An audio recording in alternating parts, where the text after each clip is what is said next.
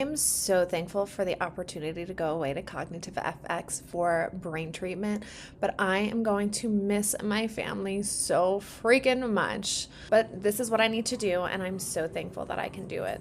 But this trip didn't start off the best. I'm like shaking. I feel like I'm gonna throw up. And I'm about to cry. Even though everything's fine. It's about to be all worked out because I got another flight, but they landed us in a different state from where my layover was in Texas. And it took so long to get refueled. I ran and I took this train, try to get to where I need to be. And I am so excited and so hopeful for this place to help me because I literally cannot do any cardio without feeling like I'm gonna die. And it is taking everything in me not to cry, which is ridiculous because I know everything's gonna work out. But like, I just can't handle it. So, I'm gonna get there. And I'm leaving in like 2 hours. It's really not that big of a deal. I feel like I need to go throw up. My head is pounding. And I'm so dramatic. Genuinely like one of the most dramatic people ever. I finally made it to my hotel room. And I don't know. So the girl at the front desk was super sweet. She knew that I was coming for Cognitive FX, and she was already reassuring because she was like, I have seen a difference from when people walk in and they come to stay with us until the end of the week when they leave. She's like, I don't know what they're doing, but it's working. So that was really cool. I am tired, and I'm going to figure out what I need to do to get situated and ready. So tomorrow I'm gonna try to go do something fun, but I'm definitely sleeping in. So I ended up not sleeping very good. I don't know why. I thought like when I'm home I will sleep in and late, but it's not happening here. So I took a shower because I stunk, because I did not shower last night because I'm gross, but I was too tired. I was way too tired. And then I tracked my husband because I wanted to see where he is in his race, and I'm so proud of him. I'm so excited because he's already killing it for my 4 hours of sleep, which is not going to be good for today. And I probably won't do as many fun things as I wanted to because I know I'm going to be needing to sleep later this afternoon. But I dug out my book because I'm already obsessed. I'm listening to it as I'm reading it.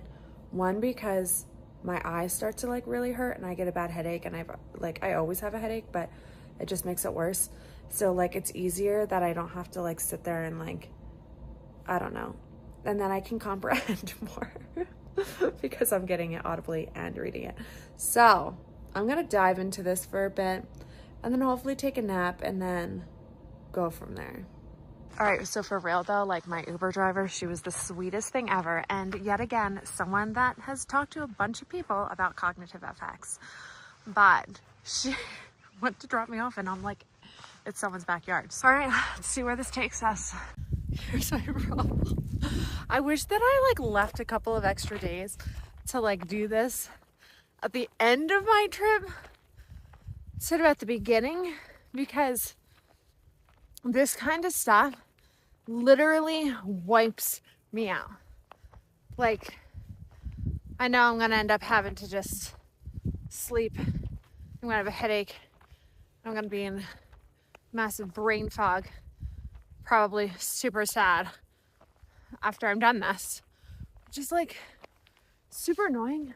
But I could not pass up the opportunity to do this because I don't know if I'm ever coming back to Utah, y'all.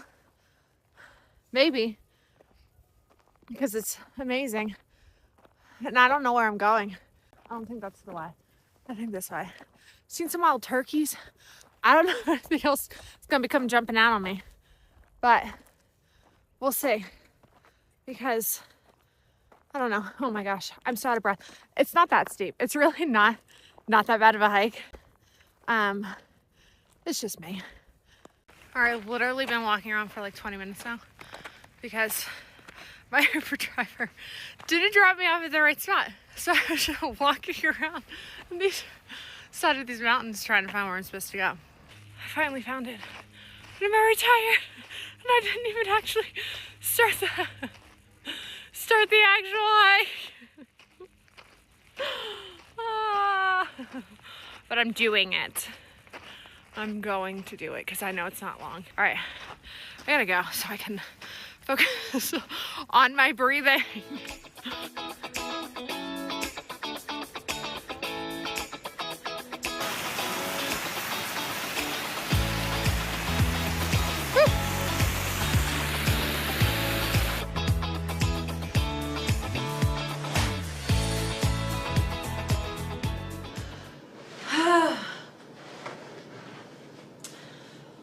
So I am not wrapping up day one yet of being here, but after I got back from grocery shopping and hiking, I literally crushed. I slept for like 3.5 hours, so I don't know. And then I was just in such a brain fog. I got up and I just like went outside and I started walking, and I kept walking and walking, and it ended up being like a beautiful walk. And there's a lot of cool things around here. It's like this trail right outside behind the hotel. It definitely feels like really safe. And like a 12-minute walk got me to like a Target. That was like a mini Target. It was kind of weird. Never been in such a small Target. But anyway, and I came back and I got to spend some time with Jesus, which was like super needed. And part of like what I wanted to do is just like reflect, but I'm not going to get too in detailed about it all or like spend too much time like going into it so I'm not boring you all.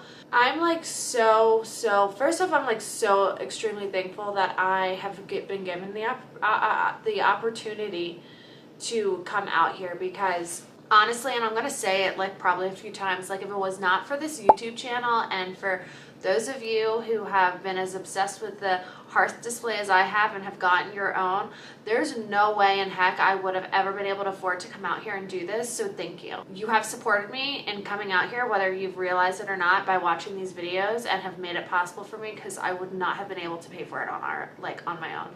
Or like we just were not in a financial spot to do that. So thank you. Like this past 1.5 years since I got my last concussion has been, I've had some dark times in my life. It has been consistently the hardest 1.5 years of my life. And I just like want to take a minute to almost like learn from it, like, and see what I can appreciate from it, because even though it sucked and it has been horrible, I don't know, with being a counselor, like I walk with people through depression a lot. And anxiety, but like when you are like that low and you feel like there are like no options and like you're never going to be able to get out of it, I've really learned like the only thing that has made it better is just asking God and come in the suffering and the pain with me, because he meets you there. And it's not to take it away so bad, but he doesn't always take it away. And you'll definitely go through that time of like, what the heck, God? Like, why are you not? Do you see me in this? Because if you see me in this and you love me, then why would you leave me here? And so it can be kind of hard to like navigate that. I don't know why I'm crying. But when you continue to just like ask God to just like be in that pain and in that suffering and like in those darkest moments and those darkest times with you, like he does meet you there. And he makes it bearable to a certain extent. Like he gives you hope even when it's like, God, I don't even know if I want the hope at this point, because it almost feels like scarier having hope, because then I want to like strive to making it like all better, because it could be better. But like he doesn't always do that. He just doesn't always take away our pain. And sometimes it kind of is like, wait, God, like why don't you see me? Or why don't you like love me enough to do this? But I've just like learned like he does love me so much, and he has been teaching me so much in like the lowest, hardest times, where like I like just getting up off of a chair or a couch or out of my bed because of like the thoughts that are in my mind, and like the way my body feels like just seems impossible.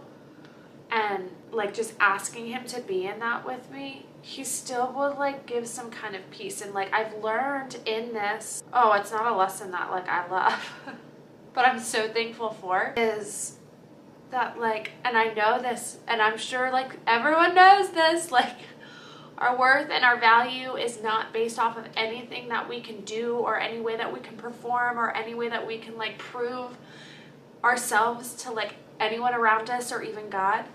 But like truly, like when you feel like you have nothing to offer this life, you're used to like being like the go person and like figuring things out and like muscling through it. It takes you back down to like the roots and the core. And I think God really like wanted to bring me to a place of like, yeah, you know that in your head, but you don't know it in your heart still. Like, and I love you so much where you are, so I'm gonna meet you there, but I love you too much to let you stay there. Oh my God, I can't even honor you in my thoughts. Like I can't even I can't take care of my family in the way that like I want to. I can't love my kids in the way that I feel like you've called me to. I can't like love my husband in that way. Like I just haven't been able to. And he's just been like over and over and over and over and over and over again. Been like, yeah, you can't.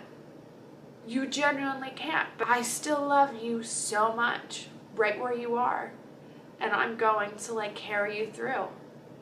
And you're going to learn through this, because nothing that you can do, you keep trying to fight me and trying to prove that like, I can do it, God, that like, he's like, you just can't. You genuinely, like I have not been able to, like just persevere through things. It might look like it sometimes on the outside, but like not in my head. And there was so much shame for, I want to say like the first year. So much shame. And I've struggled with shame my entire life. But the first year, like the amount of shame, it was insane. And so the last like 6 months, I want to say, like God has been refining me in all of that, really helping me like learn and see that like I can't work myself out of the shame. Like I can't actually do anything about it. I can't like remove it other than just believing that he is who he says he is. And I am who he says that I am, and holding on to that for dear life and aligning everything up against that. But it's hard because like my head knows it. I like walk people through this, guys, as like a living. But my goodness, my like soul could not really, like I guess I genuinely, like my soul was not able to wrap around that in the way that it has in this past like year and a half. But it's been extremely painful to get there. And it's still hard. Like I still like have moments and days where I'm like, this is all BS. What am I doing with myself? Like, God, is this for real? But then he just keeps bringing me back to a spot of like, yep, sweet girl, like it's me and you. And even if nothing ever changes, it's me and you. And that's what matters, is that you keep your eyes on me. But like sometimes just keeping your eyes on Jesus, like when you're in pain, seems like so hard. But it's the only thing that like will actually work and help you. So, whoa, I was not expecting it to get this deep for me, and like why I'm like sobbing like a baby. I think because it's like I'm coming up to like, wait, maybe things are going to be different for me after this week. I don't ever want to like lose sight of like what God has walked me through, because I've hated it. I've absolutely hated it. But I am going to be forever thankful at the same time, because I don't think if he didn't like stop me in my tracks and like bring me to a place where like I couldn't fight my way out of it, I don't think I would have learned this lesson in the same way. So I am thankful. I don't ever want to have to do it again. But I am thankful. If you're watching this because you're like waiting to see what happens with me at Cognitive FX and like you're looking into this, I just want to encourage you that like if you are in like that dark place that is eating you alive, just ask God to like sit there with you in it. It doesn't change like things around you, but like it changes you internally. even if like you still feel like shiza most of the time, and you have to go through that battle of like, I want to invite God into this darkness if he's allowing me to go through it. Like, yeah, I get that. But I don't know. Just try it. Just try it. And you've never done it before, just sit down and just say like, okay, God, here I am. Will you meet me here? And then go from there. And ask for people around you to pray. Okay, so other things that I have learned, like I feel like my life has slowed down, but like also not. But I think I want it to like, I don't want to fill it back up. I don't want to be in a freaking hamster wheel. I don't want to have to like keep up with everyone around me. Like the Northeast, I don't know, maybe it's everywhere, but like especially like where we are, I don't know, there's just this urgency about life that is like kind of cool because it's like go, go, go. But then at the same time, it really sucks you out of being in the present and being thankful for where you are, because it's always like, what's next? Where are we going? What's happening? How can I push myself? How can we like, I don't know. It's just like this busyness to life that I used to like kind of get a high off of, but it's really just not healthy. And it really just distracts me more than it should. And then I would like try to tweak things about like, all right, well, I'm just gonna fit like my God time in here, and I'm just gonna fit this in here, and I'm gonna like have more discipline. But honestly, like what needed to happen is just like slowing down and not having so much crap going on all the time. So I would like to slow down life even more. I just honestly don't know how at this point. I think we're coming up to a phase in our lives where that's going to naturally kind of happen, but I also know that like I need to make it happen, and I need to protect that, because it'll help me continue to just be like thankful for where I'm at, and just leaves like more room for like God to like show up in my life, because I have like the slowness to like see him. All right, well, there's a little bit of my reflection. The rest of my night, I am going to, I don't even know. I have a list of a billion things I want to do. Like I was just saying, I want to slow down, but I have a list of a billion things I want to do. But I have been in La La Land for half of the day now, and I'm kind of coming out of it after my 3.5-hour nap. But I don't know. We'll see if I'm being productive. But also at the same time, I've learned that like, if I'm not productive, I'm not productive. That's just where I'm at. Can't get crap done. I just can't get it done. And I used to beat myself up about that all the time, but I'm not beating myself up about that anymore, because it really just gets me nowhere, because most of the time there's nothing I can do about it. I'm so pumped for tomorrow. I am nervous. What if I get there and they do their functional MRI and they tell me it's all in my head, and I'll be like, what the heck happened to me then? I'm just kidding. I know that that's not going to happen, because I mean, like, it's clear to me, but that's still my fear. So if you want to see how everything's going to continue to go, hit the subscribe button, join me. I'm going to try to post like every day or every other day, probably every other day, about like what's been going on and like how it's going, and keep you guys posted and updated on it. All right, I will see you tomorrow.